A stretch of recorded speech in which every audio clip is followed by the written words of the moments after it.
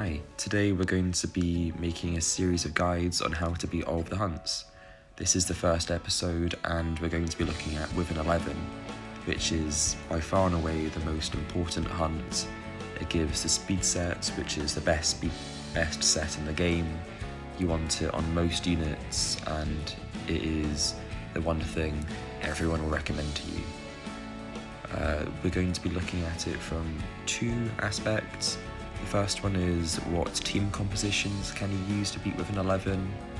You can make a team which is full of 5 stars, which are very difficult to get, or full of 3 stars, which everyone has.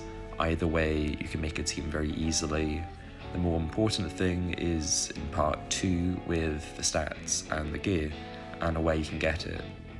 There's quite a lot of free gear sets they've added now, which are actually very, very strong, and by this point we have all of the gear we need guaranteed to beat Wyvern 11. So with those two things, I'm going to show you how to beat Wyvern 11 from scratch. So a quick complaint that people may raise about the teams I showed is that they included Crow and Luna, 2 units which are very inaccessible. Here I'm going to show you some of the replacements for these units, because there's a variety of them and a lot of them are just as good, if not better, at the job. So we should start off with other tanks you can use.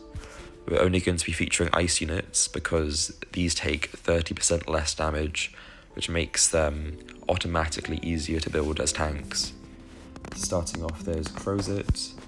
He has phenomenal base stats. 733 defense is huge and almost 7,000 HP.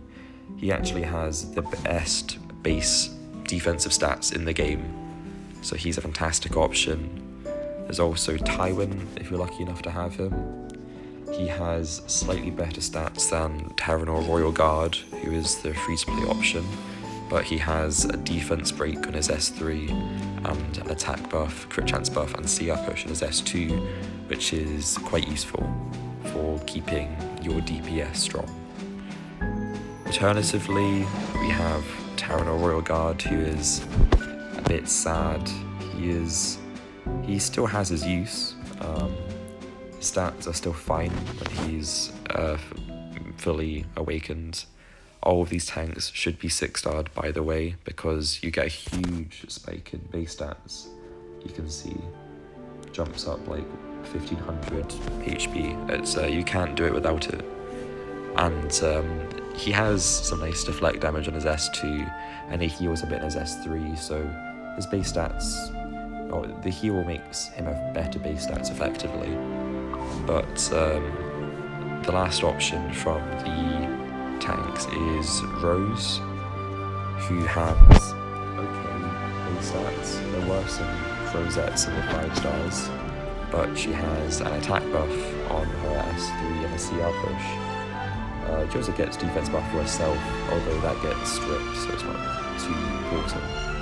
But the attack buff is really useful for letting your DPSs do more damage, and if you can kill the weapon quicker, that means your DPS is getting hit less because it's dead. So all of those options are fantastic, so even if you don't have the the Crows or the Tywins, it doesn't matter, there's plenty of great options. And then for the Defensebreakers, if you don't want to use Terranor Royal Guard for whatever reason, there's still plenty of other options you can use. The 4-star option that's most talked about is Karen. She has a guaranteed or 100% chance defense break on S2, which means that she needs effectiveness, but she can do a lot of damage whilst also defense breaking, so she's often a really good pick for Wyvern 11 generally. Then we have Furious, who has, if I can find him, a 100% chance if you molar it on the S3, which is really useful because you can actually get this to be about 100% uptime if you have things featuring correctly. So he is a great option for giving a DPS an extra bit of crit chance so you can build them plus per chance, which is actually really helpful when you still have bad gear, and he's also a great defense breaker. Those are the two biggest options, but there is still other people like CISO Bologna, who has a defense breaker on S2, fantastic target debuff on S1. If you didn't have her, it's not a big deal. Other options are great, but if you want to build her anyway, then she can double up in that slot. And then finally there's Lilica, who has a defense break on both her S3 and her S1. The S2 doesn't really do anything, which is a shame, but having defense break and 2 other skills is still very good, so she's a great option too, even if she's a bit molar heavy. As for artifacts, again, you want to be using Daydream Joker on all of these units. I have one at plus 30, although I can't find it, just because it is that good. Get 2 or 3 maxed copies of them, or max limit broken copies. They don't have to be plus 30, but no matter what, you always use Daydream Joker on your defense breakers and your DPSs, because it does more damage than every other artifact in the game. Don't get baited like quite a lot of new players do, and see artifacts like Uberia's Tooth and go, oh, should I use that because it's a 5-star? No. Daydream Joker is always the pick. So going on to what units you can use as DPS if you don't want to use Alexa or don't have Luna. You have quite a few options here. Starting off, there's Kisei, who I actually don't recommend anymore because her S1 doesn't do extra damage against shields, I believe. It only works against buffs, and for some reason the Wyvern shield doesn't count as a buff, so it's no help there. Chloe is really good. Magic Nail gives you HP percentage damage, which makes the rest of your team do actually good damage against Wyvern 11. So, and her S3 is a ginormous nuke. So she's a fantastic option if you have her. We talked about Luna, although she's fantastic. Sigrid, she's great. She has a really high multis on S3 and her S2. Her base stats are really nice as well. 1228 attack is really high, and she gets some extra crit damage. So she's fantastic if you want to build her, although she's quite molar heavy. And then for other options, there's Alexa, who we talked about. She gets 2 attacks if she crits, which is fantastic because a lot of your damage comes from Daydream Joker, which just wants you to proc it as much as possible. And she has poison on her S2, which does great damage as well, and the S3 is just a nuke. But she is a really, really solid option if you don't want to use any of the other units. CISO Bologna, again, can be built as a full DPS if you wanted to, because she can do whatever she wants to. But you don't need any of the 5 stars. The 3 stars are just as good, if not better in quite a lot of cases. So you have quite a lot of units here. Then finally we have which healers can you use if you don't have Angelica. She is, well, obviously the classic healer everyone builds at the beginning of the game. She's still very good, but she's also a 4-star and some people just don't get lucky and don't pull her. She has great defensive stats, so if you're making her your tank, she is actually a good option for that, but she's very slow, so you have to be careful of that. So she can actually get a turn, you need to build some more speed on her. But that's okay, if you don't have her, you can use Angelica Montmorency instead. She has still good base stats for tanking, although she's quite a bit more difficult to build than the other tanks. But more importantly, she has a ginormous heal on her S3, and she still has a heal on her S2, which is really useful if you're using Rod of Amaryllis, because you're getting a big heal every time you proc this S2. And she becomes the best healer in the game, so don't bother with units like Aether, he is, because his skills really aren't that impressive. He only barely competes with regular Montmorency, and it's not even a competition when she becomes specially changed. So she is the go-to pick if you need a healer as a free-to-play player. If you have them, the other options you can use are Tamarin, because she has a fantastically powerful S3. It CR pushes everyone with the S2 after she changes, gives have an attack buff, and she dual attacks with the S1. She has really poor base stats, very difficult to build as a tank, and she doesn't get the extra 30% less damage taken because she's a fire unit. She actually takes more damage, so I wouldn't recommend her as a tank at all. But if you have a regular tank or another healer like Angelica tanking, then she's a great second option because the attack buff can really speed up your runs. Finally, we're going to look at where you can actually get the gear that you need to beat with an 11. That is, as always, the most important thing. The units, there's plenty of replacements, they all work as long as they have good enough gear to do it. So the first place we're going to go to, which will be very useful, is the Alchemist Depot. Just take that. Because here we have the equipment conversion, which is incredibly useful for getting the difficult bits of gear which everyone wants. So particularly the speed boots, you can craft up to level 85 boots, and often you don't care what the substats are, you just want level 85 speed boots. So what you can do is you can go to the shop, go to Transmit Stones, and you can buy the Conversion Gem Selection Chest, choose the speed charm or font, and craft 85 speed boots. For Angelica or Angelic Montmorency, any non-dedicated tank who is healing, they just care about speed. So you don't actually care what the substats are, you just want to get them to plus 15, because getting the 40 speed is enormous, and that is most of the speed you need for them to work as healers. So that's the first thing to flag up as a really useful place for getting gear. Secondly, a really important thing to talk about is the Labyrinth Gear.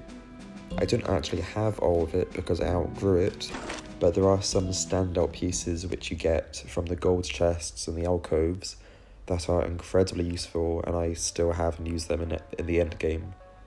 There's the Pegasus boots, which are speed with attack, crit chance, crit damage. That is phenomenal for any DPS or Defensebreaker. You want all of those stats, and 35 speed it's about as good as 40 speed with an 11, it's fine. And then you also have the Boots of a Sacred Hero. These are, again, from Lab, and you get health, attack, and crit chance. The flat health seems like it's kind of bad, but depending on how these roll, you can actually use them if you're a healer. If you get tons of HP percentage like I did, this could go on a Angelica just fine, and you just use them as a broken set and ignore the crit set. But if you get some nice attack and crit chance, then that can be used on, again, a main DPS or a Defensebreaker, and that will be fantastic. The next bit of important gear or location for gear is the Automaton Tower. It's not too difficult, and you can usually do it with standard adventure teams, or just tanking it. But from some of these rewards, you get chests, which includes bits of 78 necklaces and rings that have HP percentage on them. I'll show you some of the ones I got. That's a DPS one, which you don't care about, but this is a good example of something which is fantastic for a tank, because all we care about is HP and defense. It's got flat health and percentage defense. Don't be too intimidated by flats, they're actually okay. They're at worst 20% worse than percentage stats, so just getting them is actually better than getting crit chance, for example. So even if you get something like this, You see the defense percentage, flat health, that's actually fantastic. But honestly, all you really care about is the main stat. Even for something like this, which has, well, okay, flat defense, flat health, speed, I would roll this to plus 15, just because getting this 60% health from the main stat is so important that it will by itself carry your tank stats. So make sure you plus 15 your gear, because the difference is ginormous. You get the equivalent of going from plus 0 to plus 9 in the last 3 levels, and particularly plus 14 to plus 15 is massive. So if you can't do it because your stats aren't good enough, look at your gear. Is it plus 15? If it's not, that's probably the issue.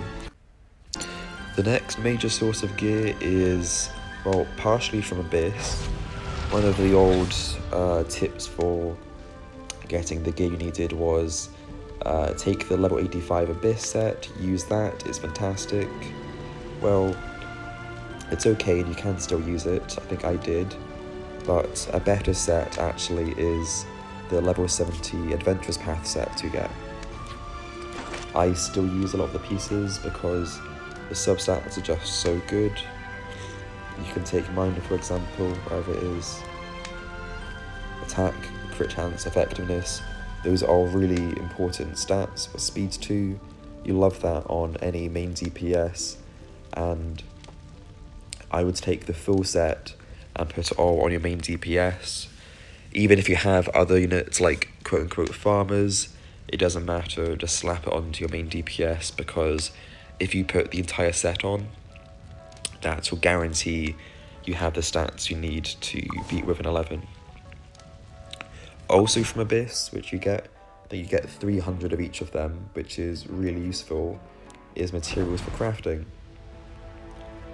Crafting is a fantastic way to get some guaranteed gear. I will just craft some stuff for example, because there's actually a very low bar for what you need to tank. Even something like this, hit set with defense and effectiveness, if I was starting off in the game, I might roll that just for the defense, because if you're a tank, just getting HP and defense, those are the only stats that matter. So you can take even what seems like very poor gear and actually use it to quite good success for an entry level unit. Let's take a sword, although that's less important. Okay, well, that's not even that good actually. But sure, like health percentage, flat health, effect res, those stats are all things you could use on a tank. So the point is, don't be put off by gear that seems really bad, because as long as you get rolls into the ones that matter, which is health percentage, defense percentage if you can get it, or the flats, those are all actually fine, and you don't need crazy rolls to start off with an 11. And finally, the other really good sources of gear, particularly for your Defensebreaker, although getting effectiveness can be an issue, is going to the AP exchange in chapter 2, because he gets these 71 attack sets, attack, speed, crit chance. Those are really good stats for Defensebreaker. You still need to get to 55% effectiveness, which can be a challenge, and for that I think the best thing to do is again go back to Alchemist Depot, go to equipment conversion, rings, and use the effectiveness points. You usually accumulate a couple of these, and just getting one effectiveness ring is by itself enough to get you all the effectiveness you need. It's this is effect res, but you get 60% effectiveness from level 85. Even a level 70 gets you about 50%, which is almost enough to be perfect. So that's a really easy way to get all the effectiveness you need. The final thing I'm going to be showing you is an actual Wyvern 11 run with a team that can do it. So I could have shown you my regular team, but I don't actually know how to show a Crow which has like okay stats, because his base stats are so high that it's not a very fair comparison. So instead, What I'm going to do is I'm going to use Angelic Montmorency, Luna, but again she's replaceable, and Terranor Guard. The most important thing here is going to be these unit stats. I'm just going to show them here quickly. We have Luna, she's using again the full Adventurers set. The only thing that's wrong with her is that this isn't plus 15. That would give her an extra 30% attack, which would get her up to about 4,000. Again, this is a completely free set. So there's, you have this just as well as I do, and you can see how good those stats look. That's more than enough to beat with an 11. I have Terranor Guard, who is just a 5-star, but he doesn't need much. A lot of this gear isn't important at all. You can see his stats are terrible. The only thing he has is speed, which is mostly coming from the speed boots for the speed set, and the effectiveness, which is coming mostly from an effectiveness ring. He isn't built for practically any damage. He doesn't need to be. Luna is going to do the damage. And then as for who's going to be tanking, I've chosen my Angelica, who isn't built very well. Hopefully she'll be a more kind of roughly what you'll be having. As you can see, this is super scuffed gear, not even plus 15s. Hopefully she can actually do it, and she'd want a couple more 100 defense, some more HB, speed's okay though, and for which artifact she'd want, I'll give her Water's Origin, because that can probably get a lot of use and it'll help her speed a bit more. And then Angelic Montmorency, she's just there for healing Angelica, so her stats don't really matter that much. So here we are with an 11. As you can see, with Terranor Guard, we turn his skills off, because all you care about is getting the defense break on that S1, and this will be quite slow. This may be sped up at points, but we're just going to see the major points of the fight so I can talk you through it. Burning hatred. So Luna again is going to be in DPS, so she's going to single target each of these guys down. We have Daedral Joker in both of them because it's again the biggest damage artifact we have, and this first wave, it's a bit slow without any AoE, but it's going to be beaten nonetheless. I'm on my way. Attack, but it doesn't really matter. This first wave really isn't very threatening if you have a healer at all. That is usually enough to get out of this with full HP. With 2 healers, it's a joke. So here's with an 11. As you can see, I've got the speed shoot, so Terranor Guard is slightly slower. That means that he's going to go first, Defense Break, and then things are lined up so that Luna can give him a big hit. Let's see how much damage this does. That was a weak hit, but still did 19k, and the most important part here is that Angelica isn't dying. As long as she doesn't die, everything else is fine. In the name of the so yeah, as you can see, this is super safe. The only threat is going to be whether or not we can beat the barrier phase, but it's really useful to have someone like Terranor or Guard, because his defense break chance is so high that he'll have about 2 or 3 chances to defense break at a very high chance during the shield phase, so we should almost never die. So it's a bit sketchy. The reason why this isn't going as well as it should have gone is because Angelica is just at the wrong defense, so that Origin isn't proccing when she gets hit. The way you'd fix that is you'd use Eggman's Illusion, which just gives them more defense instead. See, as you can see, it's a high chance. There shouldn't be any issue here. So yeah, this would be slow, but it's okay to have a slow team starting out, as long as it's consistent is the important part. So yeah, we should be able to beat this within 2 phases, which is more than reasonable for an early team. Biggest slowdown of this is all the animations. Eventually it's good to have a 3-man team, but for now, this is more than enough. And if you want to speed up yourself, you can just throw on the Archie. But, oh, she does get water energy procs out crits. Okay, that's good to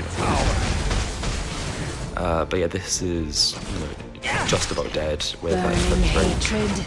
so you should have won this. A desire But for yeah, revenge. as you can see, all the stats we had are super reasonable to achieve. Most of the damage is just from Luna, and she's on a free set that everyone has.